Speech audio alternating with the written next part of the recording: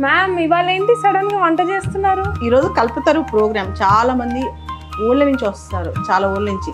అందరికి స్నాక్స్, వడలు. Okay ma'am, మీరు డైరెక్ట్ చేస్తున్నారా? అవును. హోల్ వద్దా?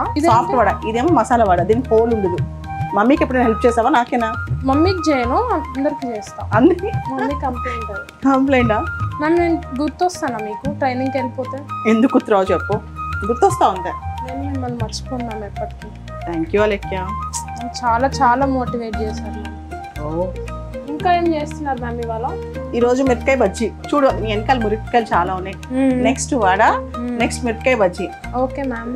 300 మిరపకాయ బజ్జీలు, ఒక 500 వడ. మనిద్దరం నేను కలిసే. ఖాళీ అంటావా? కొంచెం మ్యామ్ ఆగాలి. ఇంకొంచెం ఆగాలి కదా.